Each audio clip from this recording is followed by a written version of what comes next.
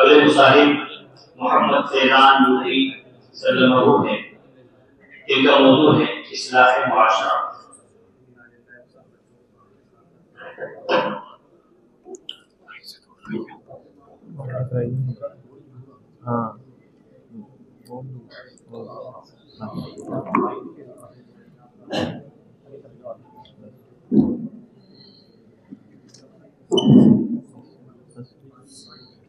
السلام علیکم ورحمۃ اللہ وبرکاتہ۔ نحمدہ ونصلی علی رسولہ الکریم، اما بعد فاعوذ باللہ من الشیطان الرجیم، بسم اللہ الرحمن الرحیم۔ یا ایہا الذین آمنوا لا تتبعوا خطوات الشیطان ومن يتبع خطوات الشیطان فإنہ یأمر بالفحشاء والمنکر۔ صدق اللہ العظیم۔ معزز سامعین کرام، میں نے آپ حضرات کے سامنے قرآن مقدس کی ایک آیت پڑھی ہے جس میں رب کائنات نے ارشاد فرمایا، اے ایمان والو، شیطان کے نقش قدم پر مت چلو۔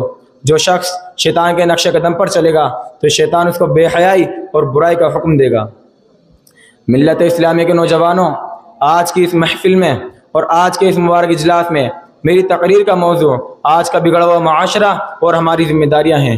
بارگاہ الہی میں دعا کیجیے کہ خالق کائنات مجھے صحیح بات کہنے اور پوری امت مسلمہ کو اس پر عمل کرنے کی توفیق عطا فرمائے۔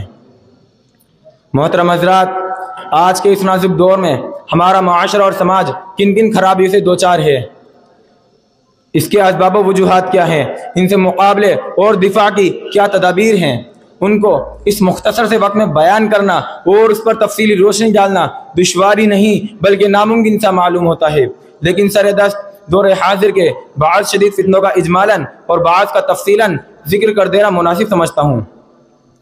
حضرات، وہ اسباب کہ جنہوں نے معاشرے بنیاد کو ہلا کر رکھ دیا ہے اور امت مسلمہ کے دامن عفت کو تار تار کر دیا ہے، ان میں سے سفلی عمل کرنا اور کرانا، غیر شرعی کاموں کے لیے منت ماننا، ماں باپ کی نافرمانی کرنا، مردوں کا ٹخنوں سے نیچے پائجامہ پہننا، غیر محرم مردوں اور عورتوں کا بے محابہ ملنا جلنا، لغو و تفریحات میں وقت ضائع کرنا، ریڈیو ٹیلی ویژن پر فواحشات اور حیاسوز مضامین کا نشر ہونا، ان کا دیکھنا اور سننا، سنیما دیکھنا، جوا کھیلنا، عورتوں کا بے پردہ رہنا اور ننگے سر گھومنا پھرنا، باریک لباس پہننا، شوہر کی امانت میں خیانت کرنا، نوجوان لڑکوں اور لڑکیوں کا کالج میں مخلوط تعلیم حاصل کرنا، رشوت لینا اور دینا، سود لینا اور دینا، غیبت کرنا اور سننا، تصاویر کا رکھنا، دیواروں پر لگانا، شوقیہ کتا پالنا، تقاریب شادی میں روپیہ پیسہ نمائش کے لیے خرچ کرنا، الغرض بہت سی خرابیاں ہیں جو ہمارے معاشرے میں جاری و ساری ہیں۔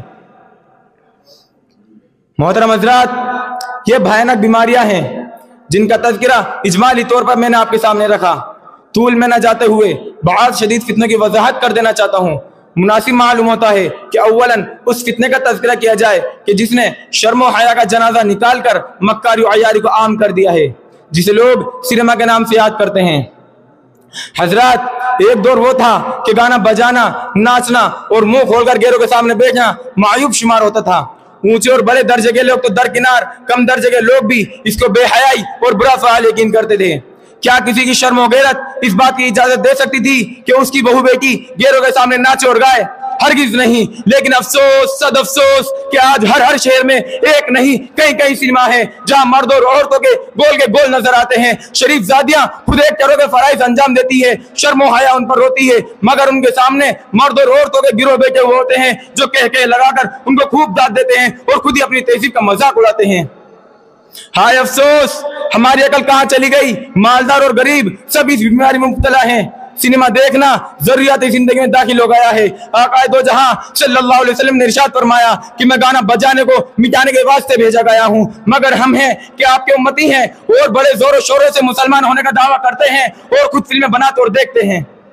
سینکڑوں اور ہزاروں گھروں کی چھتوں پر جب نظر پڑتی ہے تو چاروں طرف لعنت کے اینٹینا دکھائی دیتے ہیں جن سے ٹیلی ویژن پر پروگرام اور فلمیں آتی ہیں، اور یوں کہا جاتا ہے کہ ٹی وی دیکھنے سے معلومات میں اضافہ ہوتا ہے، ٹی وی دیکھنے سے سائنس کی باتیں معلوم ہوتی ہیں، ٹی وی دیکھنے سے جدید تحقیقات کا پتہ چلتا ہے، ٹی وی دیکھنے سے کارخانوں کی پیداوار کا پتہ چلتا ہے، ٹی وی دیکھنے سے انسانی زندگی میں ترقی کی راہیں کھلتی ہیں، ٹی وی دیکھنے سے انسان ترقی کرتا ہے، ٹی وی دیکھنے سے بچے ہوشیار ہوتے ہیں۔ ہائے افسوس، ایک حرام اور ناجائز چیز کو اس کے فوائد بیان کر کے جائز سمجھا جاتا ہے۔ اسلام کے پاسبانوں، جن فوائد کو شمار کرایا گیا ہے دوسری چیزوں سے بھی ان کو حاصل کیا جا سکتا ہے۔ اخبار اور ریڈیو کے ذریعے بھی یہ سب باتیں معلوم ہو سکتی ہیں۔ یاد رکھیے ٹیلی ویژن وہ خطرناک شے ہے کہ جس کے ذریعے عورتوں، مردوں، بچوں اور بڑوں کے اخلاق خراب ہوتے ہیں۔ بے حیائی کیسی غالب آتی ہے، معاشرہ کس قدر تباہ ہوتا ہے۔ خاندان کے تمام افراد، ماں باپ اور سب اولاد مل کر بے حیائی کا معائنہ کرتے ہیں، شرم و حیا جاتی رہتی ہے، ایک دوسرے کو مارنے اور قتل کرنے کے واقعات بھی پیش آتے ہیں۔ کیا آپ کا ضمیر اس بات کو گوارا کر سکتا ہے کہ ماں باپ، بیٹا بیٹی، ساس اور داماد ایک جگہ مل کر بیٹھے ہوں اور سامنے بوس و کنار، چوما چاٹی اور لپٹا جھپٹی ہو رہی ہو؟ یقیناً باعزت انسان اس کو کبھی گوارا نہیں کر سکتا۔ حضرات، آؤ ہم سب مل کر عہد کریں کہ تادم حیات اسلام کی پاسبانی کریں گے اور ایک ایسے معاشرے تعمیر کریں گے جو انسانیت کو ظلمت و تاریکی گھٹاؤں سے نکال کر اپنے خالق و مالک سے جوڑنے میں مددگار ثابت ہو۔ خدا تعالیٰ سے دعا ہے کہ ہمارے معاشرے میں جو خرابیاں پیدا ہو گئی ہیں ان کو دور فرمائے اور ہمیں اسلامی معاشرہ نصیب فرمائے اور ہمیں اپنی ذمہ داری کا احساس کرنے کی توفیق عطا فرمائے، آمین۔ اس شعر کے ساتھ میں اپنی تقریر ختم کرتا ہوں۔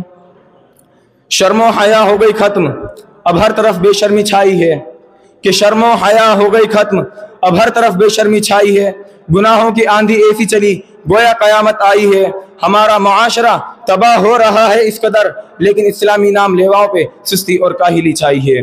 وما علینا الا البلاغ۔ السلام علیکم ورحمۃ اللہ وبرکاتہ۔